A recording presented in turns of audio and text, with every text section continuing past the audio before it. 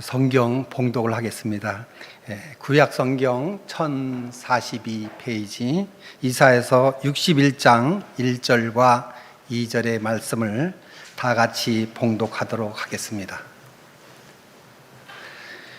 주 여호와의 영이 내게 내리셨으니 이는 여호와께서 내게 기름을 부으사 가난한 자에게 아름다운 소식을 전하게 하려 하심이라. 나를 보내사 마음이 상한 자를 고치며 포로된 자에게 자유를, 갇힌 자에게 노임을 선포하며 여호와의 은혜의 해와 우리 하나님의 보복의 날을 선포하여 모든 슬픈 자를 위로하되. 아멘. 반갑습니다. 전도사 박일훈입니다. 저는 우리 광남교회에 와서 딱 7개월이 지났습니다. 제가 말씀을 이렇게 나눌 수 있는 기회는 교육 전도사 때 2번 있었습니다. 교회가 좀 여기보다 컸기 때문에 그런 시간이 좋았는데, 우리는 오후 예배가 그동안 없었기 때문에 못하다가 이번에 우리 서재희 목사님께서, 저는 서재희 목사님 뵙고서 깜짝 놀랐습니다. 작은 자이언트 거인이구나. 말씀에 힘이 있으신 분이십니다. 나는 저가 웬만한 우리 교단 목사님들은 제가 많이 압니다. 제가 신앙생활을 한 것은 늦습니다만은, 제가 초당대학교 있을 적에 목회자반에 많은 분들이 한 40명 가깝게가 저한테도 배웠습니다. 제가 한 2과목 정도, 저는 경찰행정학과 법이 전공입니다만은 배웠는데, 대부분은 이제 저한테 배웠다는 말씀을 밝히지 않으셨는데, 제가 작년에 아시아 태평양 컨퍼런스가 있어서 그때 이제 올라갔더니 갑자기 어느 목사님이 교수님 어떻게 여기를 오셨습니까? 그래서 제가 이런저런 여기 이렇게 신학교 신대원에서 공부를 하고 이렇게 왔다고 하니까 자기가 성동교회 이양우 목사입니다. 제가 교수님한테 이렇게 몇 년도에 약 한 20년 정도 됐죠. 배웠습니다. 이렇게 얘기를 하더라고요. 그랬더니 이제 여러 목사님들이 저도 배웠습니다 하고 다들 말씀을 해서 그런, 또 이제 그런 은혜로 또 그때 우리 서재희 목사님하고 제가 그 3박 4일인가요? 그때 있을 적에 같이 같은 방을 배정받았습니다. 그래서 제가 이렇게 잘은 몰랐지만은 그때 경남 합천에서 고생하신다는 말씀 잠 듣고 너무 고생하시는구나. 그래서 참, 혹시 목사님 기억하실지 모르지만은 마지막 날 제가 치킨을 사다가 목사님한테 드렸던 기억이 난다만, 그때는 이렇게 여기서 만나게 될 줄은 꿈에도 생각 못했습니다. 너무 은혜로운 일이라고 생각합니다. 오늘 본문의 말씀은 이사야서에 있는 말씀이죠. 이사야서는 아주 우리가 다 알다시피 예언서입니다. 성경 구약과 신약의 3분의 1 정도는 예언서로 이루어져 있습니다. 그런데 그 예언서 중에서도 가장 독보적인 것이 오늘 우리가 공부하는 이사야서입니다. 이사야서는 모두 66장으로 되어 있죠. 우리 성경책도 모두 66권으로 되어 있습니다. 근데 구약 성경이 39권, 또 신약이 27권이잖아요. 이사야서도 1장부터 39장까지는 구약 성경의 내용을 압축한 것과 유사합니다. 구약 성경의 내용이라고 하는 것은 우리가 신명기 사관, 사관을 보면 크게 역대 사관이 있고 신명기 사관이 있지, 신명기 사관이라고 하는 것은 하나님의 불순종에 대한 경고, 책망, 심판, 이것이 신명기 사관입니다. 그것을 아주 적나라하게 이사야서는 얘기하고 있어요. 1장에 보면은 내가 언제 너희에게 숫양의 기름진 번제, 숫소의 기름진 번제를 원한 적이 있느냐? 다 귀찮다. 이런 것이 필요 없다. 이것을 가지고 나를 농락하지 말라. 이렇게. 그것은 그런 번제로다 하나님을 희유하려고 하는 인간의 저급한 행태를 신랄하게 비판하고 있는 것이죠. 그런데 40장에서 이사야서 66장으로 넘어가면은 갑자기 바뀌어서 하나님의 위로와 화해와 용서가 나옵니다. 대표적으로 이사야서 40장 1절 보면은 나하무 아미미 이렇게 말해요. 이 히브리어로 뭐냐면 위로하라 위로하라 내 백성을 위로하라 이렇게 하나님의 무한하신 사랑, 축복, 위로 이것을 우리가 들을 수 있다는 점에서 이사야서가 구약과 신약의 압축된 그런 예언서로서 우리에게 물론 그것뿐만 아니라 우리 주 예수 그리스도의 탄생에 대해서도 이사야서는 53장에서 이야기하고 있어요. 그러니까 이사야서 구약에서 보면 예언서 중에서는 역시 이사야서가 가장 독보적이다 이렇게 이야기를 말씀드릴 수 있겠습니다. 우리 본문의 말씀 61장 1절 보면은 여호와의 영이 내게 내리셨으니 이는 여호와께서 내게 기름을 부으사 이렇게 시작하고 있습니다. 주 여호와의 영이라고 하는 것은 성령입니다. 성령이 내게 내리셨으니 이는 여호와께서 내게 기름을 부었다. 기름 붓는 것은 구약에서는 세 개 있습니다. 대제사장을 임명할 적에 기름 붓습니다. 그 다음에 사울 왕이라든지 다윗이든 솔로몬 이렇게 왕을 임명할 적에 기름 붓습니다. 그 다음에 이사야 같은 이렇게 훌륭한 선지자를 할 때도 기름 부음을 주죠. 물론 반드시 이스라엘 민족에게만 기름 붓는 것은 아닙니다. 누구도 전혀 하나님을 모르는 사람도 기름을 부어서 쓸 때가 있어요. 그게 누굽니까? 더 Great King Kyrus, 고레스 대왕이죠. 고레스 대왕은 하나님을 알지 못하지만은 고레스에게 기름을 부사 어떻게 해요? 바벨론에 끌려간 그 유대인들을 다시 본토로 넘어가게 하고 성을 짓게 만들죠. 그래서 사실은 이렇게 기름을 붓는다는 것은 상당히 중요한 하나님이 큰 사역을 옮길 수 있는 영향 있는 사람에게 내리는 건데 기름을 붓는다고 하는 데는 두 가지 의미가 있습니다. 하나는 사명을 준다는 겁니다. 특정한 사명을 이건 네가 해라. 그렇죠? 모세가 그 궁중에서 운 좋게 그 공주의 양아들이 돼가지고 어떤 학문과 체력을 연마하지 않습니까? 그러다가 40세에 민족적 의분에 격해져 가지고 그 근로감독관 자기의 민족을 구타하는 근로감독관을 가격을 해서 죽이잖아요. 그리고 어떻게 됐어요? 그리고 저 호렙산 그쪽 끄트머리 가가지고 도망가다가 결국 이두리의 큰딸 십보라랑 결혼해가지고 어떻게 도망자 생활을 하면서 자식을 낳아 큰아들 이름을 뭐라고 했느냐? 게르솜입니다. 게르솜이라고 하는 건 무슨 뜻이냐? 나그네의 삶이 덧없이 흘러간다. 만약에 그 당시 그 파로가 자식이 없었어요. 따라서 그 공주의 양아들인 모세가 그런 의분에 겨워가지고 사람을 죽이지 않았다면 왕이 될 수도 있는 지위에 있었던 모세가 한낱 근로감독관 한 명을 죽이고 도망살이 한다는 것이 얼마나 비참했겠어요. 예? 예. 그러니까 그런 사명을 얻기까지는 특정한 사명을 얻기까지는 모세가 엄청 뒤로 왔다는 겁니다.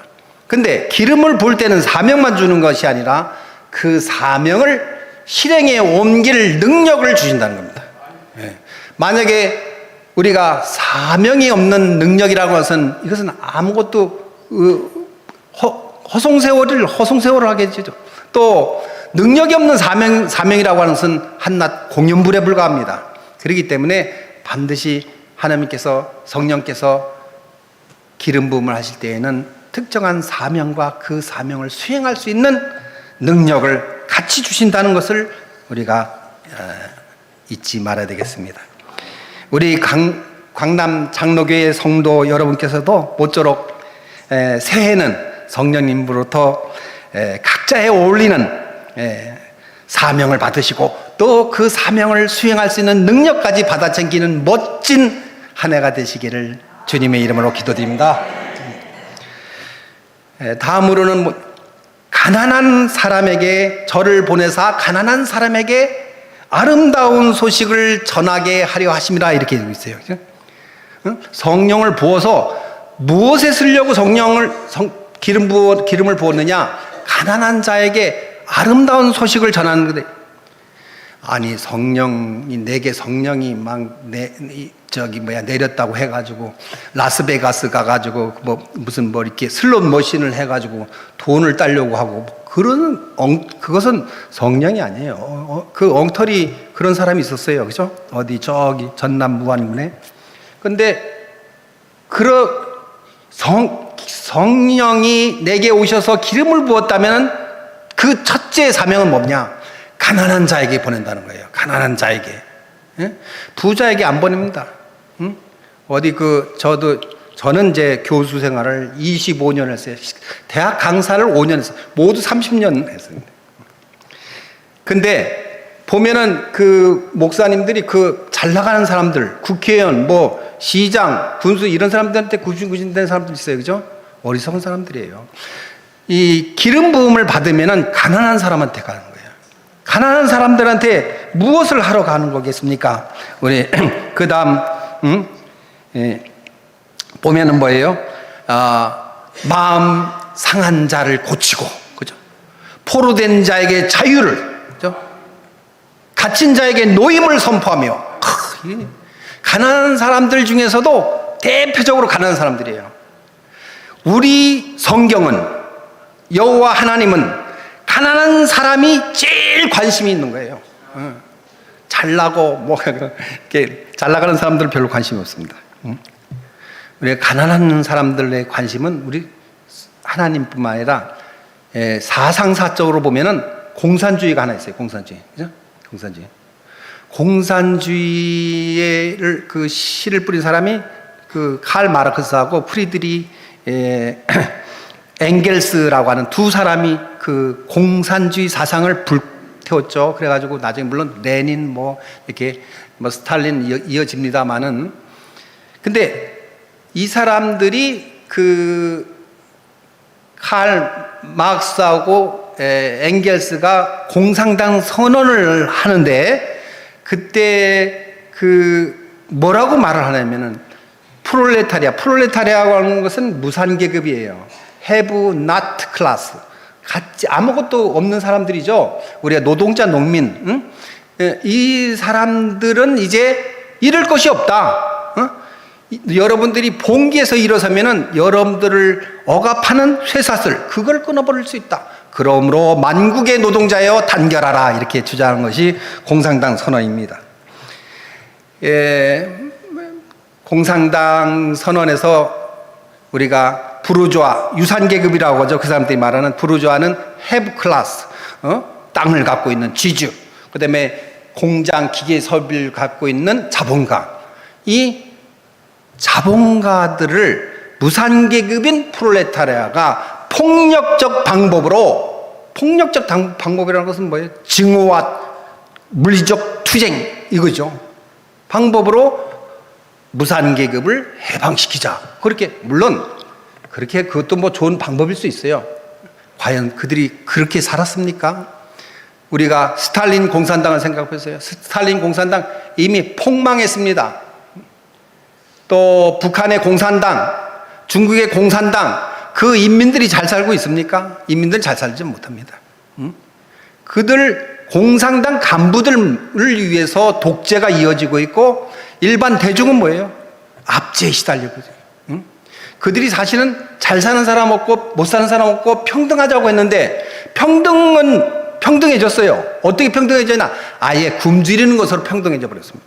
그 대신 자유는 아예 없어져 버렸죠. 그런데 비하면은 우리 성경은 이렇게 성령이 임해서 가난한 사람에게 보내준다. 그래서 그 사람들이 뭐하게?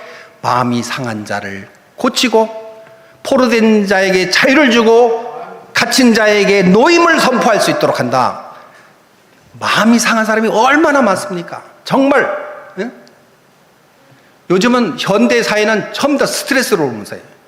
뭐 우울증, 불안증, 신경쇠약, 공황장애. 그 중에는 병원 치료나 약물 치료로 가능한 것도 있어요. 당연히. 그러나 그것으로 고쳐지지 않을 때, 그때 무엇으로 고칠 수 있느냐? 하나님의 말씀으로 고칠 수 있습니다. 하나님의 말씀으로 마음에 상한 것을 고칠 수 있는 광남교회가 되기를 기원합니다. 우리 포로된 자도 많습니다. 전쟁 포로, 지금 우크라이나 전쟁하고 있죠. 또 이스라엘 전쟁하고 있잖아요. 하마스하고. 전쟁이 어떻게 보면 더 빈번하게 발생할 가능성이 많습니다. 저는 사회과학도이기 때문에 보면은 이게 전쟁이 안 생길래야 안 생길 수가 없습니다. 그럼 전쟁의 포로가 된 거. 그런데 이스라엘 지금 있습니다만, 이스라엘을 우리가 CP 생각하면 안 됩니다. 어떤 사람들은 이게 이제 우리가 복음주의가 돼가지고 이방인들이 이제 하나님을 믿었기 때문에 굳이 유대인들이라 하는 것은 별 의미가 없다. 하나님을 믿는 사람이 다 유대인이고 이스라엘 민족이다, 이렇게 말씀하는 사람이 있습니다만, 저는 절대 그렇지 않습니다. 이스라엘인은 반드시 하나님이 약속하신 것이 있습니다. 언젠가는 그들을 챙겨주실 거라고 생각합니다. 그러므로 우리는 이스라엘 민족하고 좋게 관계를 가질 필요가 있어요. 이방인으로서. 지금은 이방인의 시대라 우리가 사역의 중심에 있습니다만은, 앞으로는 또 그런 전쟁의 포로가 된 사람뿐만 아니라 악의 세력의 포로가 되고, 또 뭡니까? 나쁜 죄의 포로가 돼가지고 있는 사람들, 죄에 사로잡혀서 있는 사람들, 그런 사람들도 죄의 포로가 된 거죠. 죄의 사슬에 끌려다니는 사람들, 이런 사람들 영적 주권과 자유를 회복할 수 있어야 합니다. 갇힌 사람도 많습니다. 갇힌 사람은 잘못해서 갇힌 사람들이죠. 교도소에 가 있는, 사회적으로나 정치적으로나 잘못을 해서 깜빵에 가 있는 사람, 그런 사람들도 있습니다만은, 불행하게는 그렇지 않아도 스스로가 스스로에게 갇혀 있는 경우가 있어요. 어린아이, 청소년, 자폐증이 있잖아요. 누가 그걸 어떻게 고치겠습니까? 하나님의 말씀으로 고쳐야 합니다. 그것을 고칠 수 있는 교회가 되어야 됩니다. 우리 강남교회가 갇힌 자들에게 노임을 주는 교회가 되어야 됩니다. 저는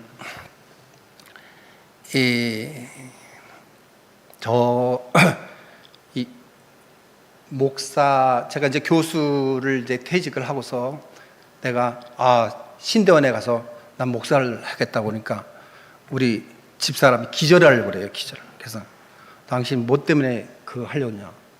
제가 여기 사실은 하기 전에, 퇴직하기 전에 2017년도 이제 우리 학생들 20명 데리고 유럽에 갔어요.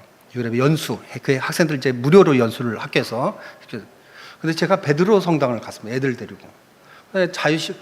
1시간 자유 관광을 주고 어디서 모여라 그러고서 제가 이제 저 혼자서 돌아다니다가 한 명 이제 저를 사진 찍어주는 학생 한 명을 데리고, 그러다가 제가 베드로 동상을 봐. 베드로 동상, 다른 동상은 아주 이렇게 하얗게 고귀한데 베드로 동상 막 시커멓더라고요. 그래서 흉측했는데 거기다 발을 등에다 손을 올렸다가 바로 옆에 기도실이 있더라고요.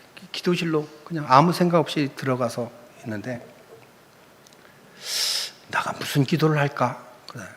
그리고 늦둥이가 있었어요. 그 당시 이제 초등학교 5학년, 지금 이제 고등학교 2학년입니다. 거기 늦둥이 잘 되라고 기도해야 되겠다. 그리고 이제 거기 우리 이렇게 앉는 스타일이 아니고 역시 기도하는 스타일이라 앉으면 두 무릎이 꿀리게 돼 있더라고요. 그래서 거기 딱 누웠는데, 그리고 나서 한 10분 정도를 엄청 울어. 내가 왜 우는지를 모르겠어요. 눈물이 눈물이 바다와 폭포수와 같이. 그래서 그리고 너무 마음의 평안을 느꼈어요. 이 우는 이유도 모르겠지만은 다 실컷 울고서 일어나서 기도는 하나도 못하고 그랬더니 내가 좀 말씀을 공부해야 되겠다. 제대로 말씀을 공부해서 제대로 말씀을 전달해야 되겠다. 이런 생각이 들더라고요. 그래서 지금 남들 집사람이 창피하지도 않냐, 항상 영광스럽다고 생각합니다. 그리고 더더욱 우리 강남교회 와가지고 다 훌륭하신 원로 목사님, 원로 장로님, 다 권사님들 다 잘해주셔서 이렇게 은혜로운 제가 이걸 보내고 있는 것입니다. 대단히 감사하게 생각합니다. 그리고 이제 이사야서 61장 2절의 말씀은 뭐예요? 여호와의 은혜의 해와 우리 하나님의 보복의 날을 선포하여 모든 슬픈 자를 위로하되. 이게 보면은 가난한 사람들 중에서 마음이 상한 자, 포로된 자, 갇힌 자죠. 이런 사람들이 뭐냐? 슬픈 자라는 거예요. 슬픈 자. 가난한 사람들이 다 슬프진 않아요. 가난한 사람들 중에서 마음이 상한 자, 포로된 자, 갇힌 자, 이런 슬픈 사람들에게 여호와의 은혜의 해를 선포한다는 것이죠. 그러면 거기 보면 우리 하나님의 보복의 날은 뭐냐? 보복의 날은 이것은 뭐냐? 하나님을 경외하고 하나님께 순종하지 않는 사람들, 마귀 뒤를 쫓는 사람들, 이런 사람들에게는 여호와의 은혜의 날이 우리 하나님의 보복의 날이 된다는 것입니다. 믿지 않는 사람들, 불순종하는 사람들, 그런 사람 가만두지 않는다는 거예요. 네? 칼에 양날의 칼입니다. 이쪽은 은혜의 날이고 그 반대쪽은 보복의 날인 것이죠. 이것이 우리 구약 성경의 일관된 사상입니다. 그러니까 신명기에서도 뭐냐? 가난한 사람들의 대표적인 것이 누구냐? 과부, 고아, 나그네. 신명기 26장에는 그 레위 사람들도 들어가 있습니다만, 레위 사람들이 그 땅을 못 받았잖아요. 12지파 중에서 레위 지파만. 그러니까 레위 지파도 거기 가난한 사람에 넣긴 넣었습니다만은 그것은 어떻게 보면 형식적인 것이고, 실질적으로는 뭐냐? 과부나 고아나 나그네다. 이 사람들을 챙겨줄 줄 알아야 된다. 이 사람들의 밥상 공동체, 같이 밥 한 그릇 나눠 먹는 그런 정신을 우리 구약에서는 가르쳐 주고 있다는 거예요. 나 혼자 잘 먹고 잘 살면 되는 것이 아니고, 적어도 사역이라고 하면은 그런데 낮은 데로 가서 그 사람들의 고통을 조금이라도 덜어줄 수 있는 그런 역할이 중요하다. 이처럼 마음 상한 자, 마음의 포로가 된 자, 갇힌 자, 이들에게 주의 여호와의 영이 내리시고, 그래서 그들이 노임을 받고 자유를 얻게 되는 놀라운 성령님의 은사가 올 한 해 내내 우리 강남 장로교회 성도 여러분께 임하시기를 우리 주 예수 그리스도의 이름으로 축원드립니다. 아멘.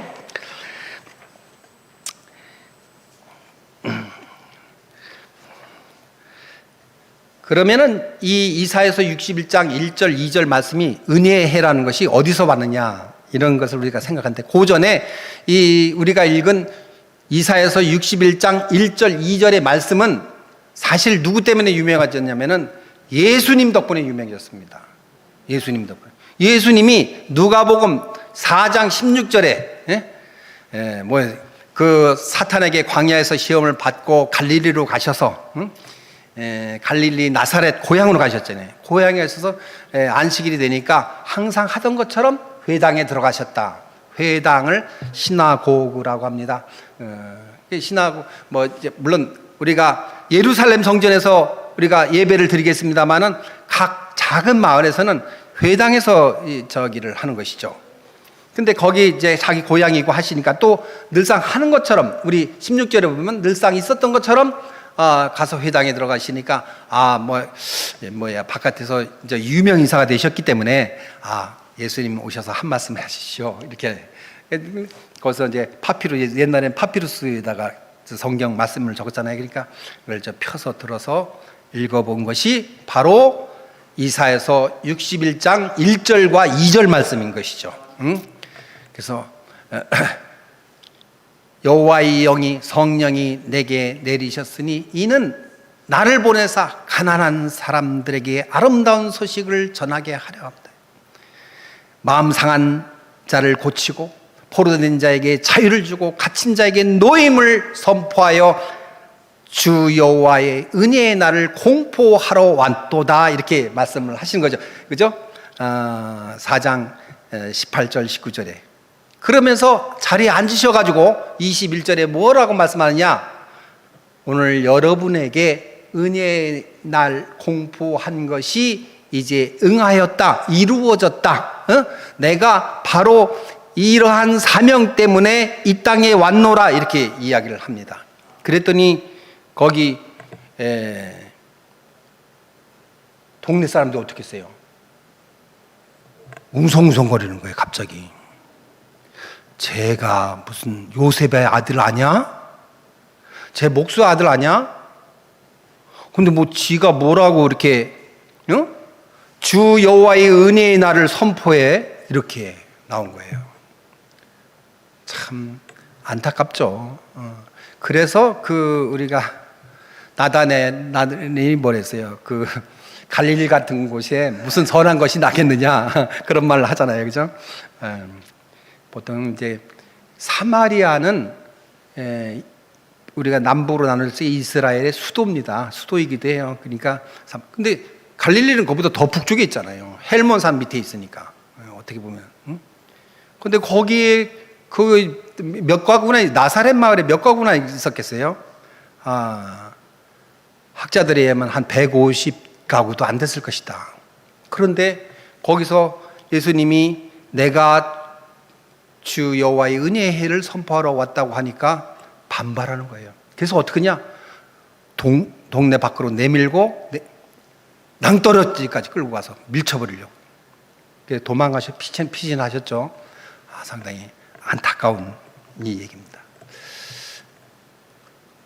그러면 이사야서에서 말하는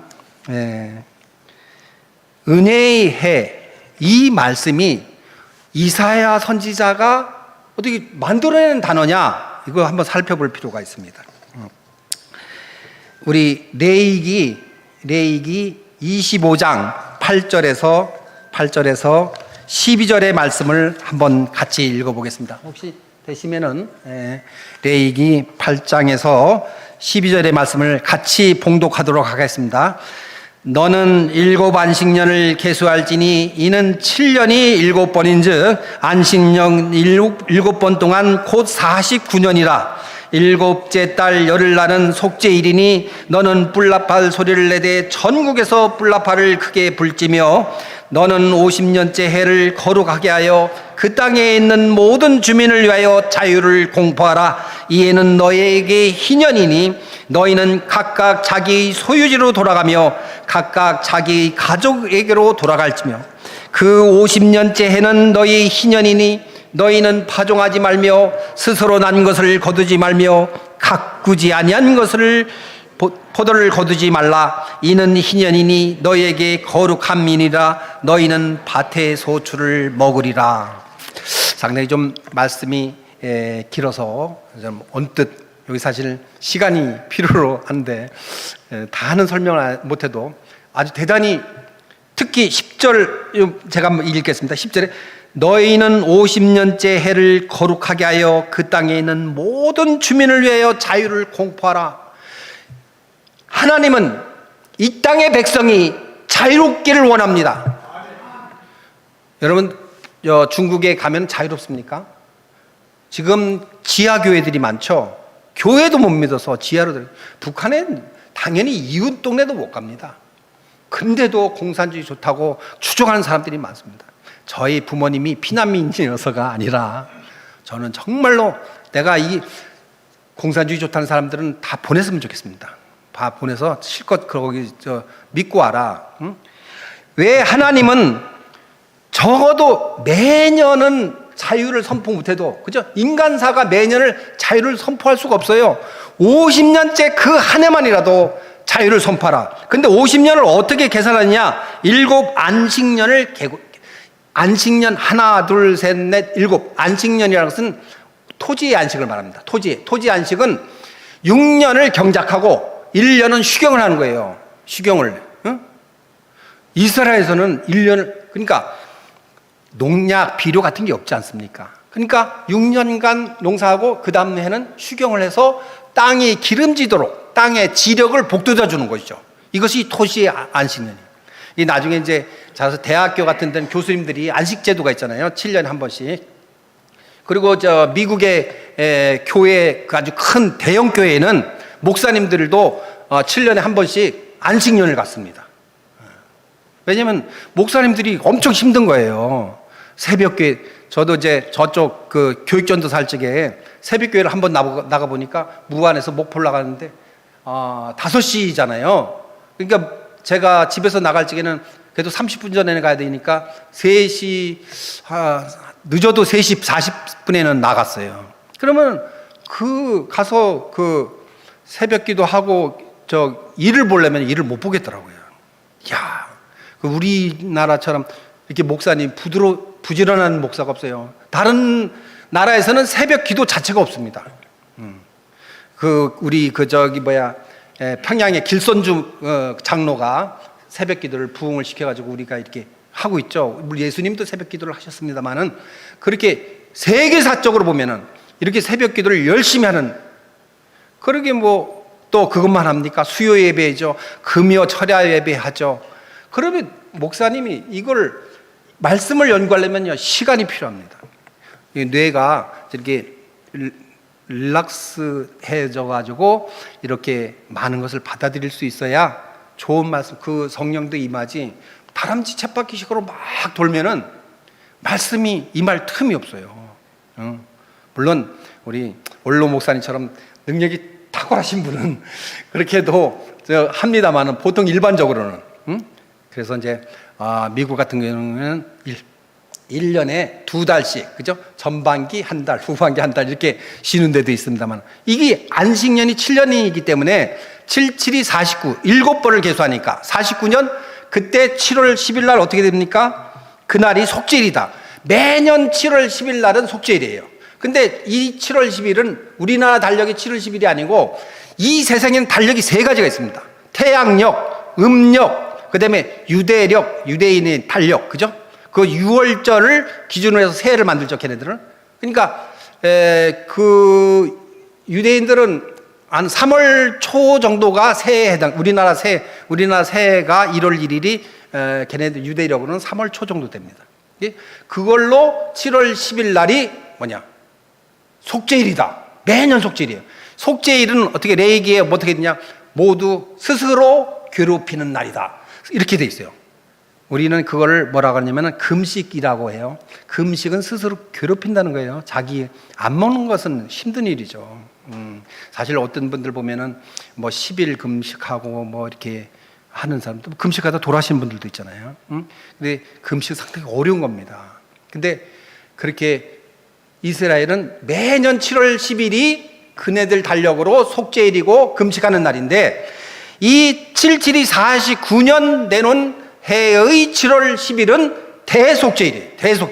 대속죄일은 집에 있는 가축까지도 다 금식을 시킵니다. 밥을 안 줘요. 됐어요. 그렇게 해가지고 전국적으로 나팔을 봅니다. 나팔. 그래서 그 수장의 뿔나팔로 뚜 이렇게 전국에서 보면은 그로부터 1년 동안 그들은 농사를 짓지 않습니다. 아무것도 먹지 않아요. 아무것도 일하지 않아요. 1년 동안. 포도 같은 것도 그냥 놔둬서 그걸 수확하지 않습니다. 지나간 나그네들이 그걸 먹을 수 있게끔 하기 위해서 이렇게 하는 것이죠. 그리고 거기 그 10절에 보면은요,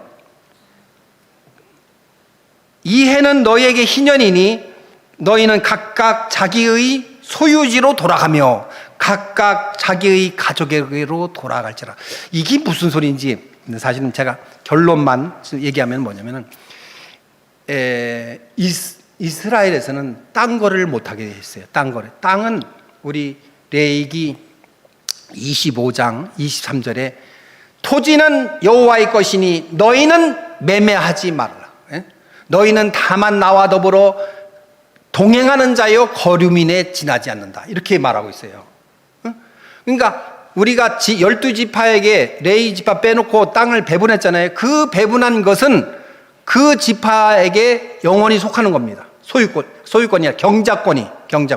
그러니까 경작권만을 거래할 수는 있어요. 갑자기 집에 아픈 사람 생긴다든지 돈 쓸 일이 생기면은 그 토지의 경작권을 넘기고 돈을 융통해서 그걸 하는 거죠. 그래도 50년이 되면은 그 땅의 경작권이 다시 넘어간다는 거예요. 다시 내가 집을 담보로 잡혔다. 그것이 다시 50년 되면은 내 것으로 된다는 거예요.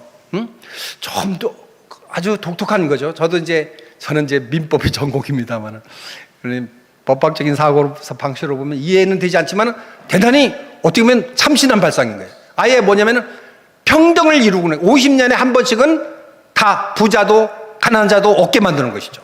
그 다음에 또 각각 자기 가족에게 가라. 이건 뭐냐면은 범죄를 짓거나 한 사람들 있잖아요. 남의 종의 노예로 끌려간 사람들 다 50년째 해가 되면은 희년이 되면은 다 집으로 간다는 거예요. 그래서 그 희년을 기쁨의 해, 은혜의 해, 요벨이라는 것은 뿔나팔을 요벨이라고 합니다. 요벨이 왜 그 기쁨을 뜻하느냐? 우리가 이제 아브라함이 100세에 자식을 얻잖아요.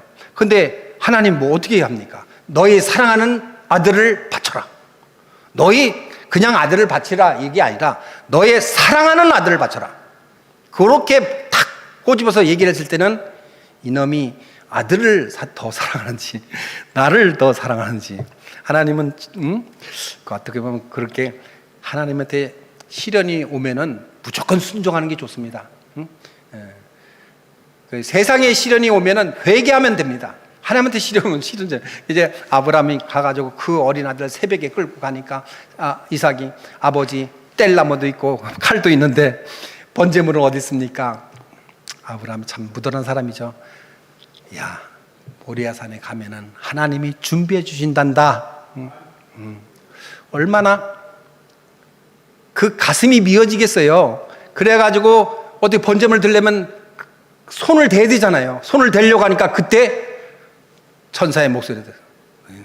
아브라함아, 그만이면 알겠다. 손을 대지 말라. 그래서 봤더니 가시덤불에 수풀에 숫양이 걸려 있잖아요. 얼마나 여호와 이레 정말. 그래서 그 숫양의 뿔로 뿔나팔을 만들었다. 그래서 숫양의 뿔나팔이 기쁨을 뜻한다. 그래서 은혜의 해 이렇게 우리가